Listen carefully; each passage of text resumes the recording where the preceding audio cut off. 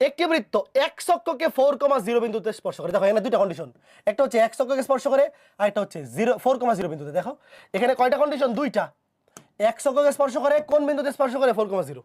Y অক্ষ থেকে 6 একক দীর্ঘ যা খণ্ডন করে। এখানে দেখো 6 একক অংশ খণ্ডন করে, ওয়াই অক্ষ থেকে তার খণ্ডিত অংশ 6 একক। তিনটা কন্ডিশন দেওয়া আছে ভাইয়া। দেখো এখানে কেন্দ্র ব্যাসার্ধ ডিরেক্ট দেওয়া নাই।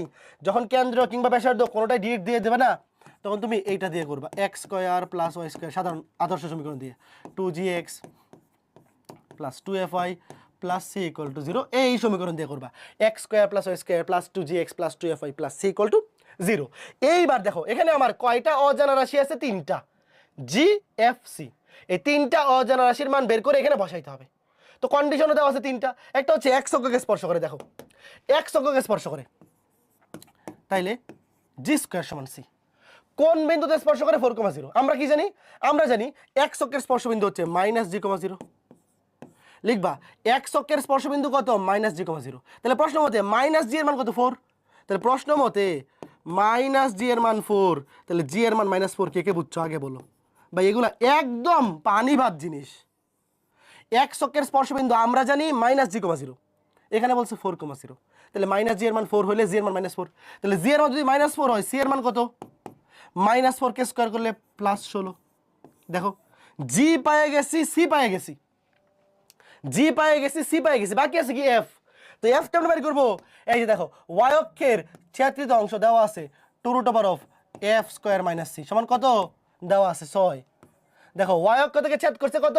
2√f² - c, এর মান কত? 6 একক। তাহলে আগে ভাগ করো, 2 দিয়ে ভাগ করলে কত? 3।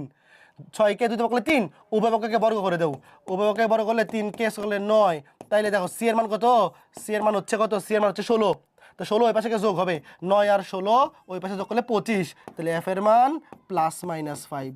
তাহলে এখানে বৃত্ত আসলে দুইটা পাওয়া যাবে, এফ এর মান দুইটা, তাহলে বৃত্ত দুইটা। আমরা জাস্ট মান বসাই দেবো, দেখবো অটোমেটিক উত্তর মিলে গেছে।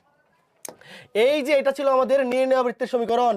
তাহলে এখানে এখানে এইবার কি করো? এখানে এইবার মান বসাও। অ্যান্সার কি হবে? X square plus Y square. G এর মান কত? জি এর মান -4, -4 বসাও, 4 দুগুণে -8x, 4 দুগুণে -8x। এফ এর মান কত? এফ এর মান +-5, তাহলে +-5 বসালে +-5 দুগুণে 10, +-5 দুগুণে 10। আর সি এর মান কত? সি এর মান হচ্ছে +16। শেষ। তাহলে দুইটা অ্যান্সার, একবার প্লাস নিয়ে একটা, মাইনাস নিয়ে একটা। তুমি জাস্ট এইভাবে একভাবে লিখে রাখবে, একবারে লিখে রাখবা, একবারে লিখে রাখবা, অ্যান্সার শেষ। কে কে বুঝছো ভাই? খুবই সিম্পল, একদম দুধ ভাত ম্যাথ না।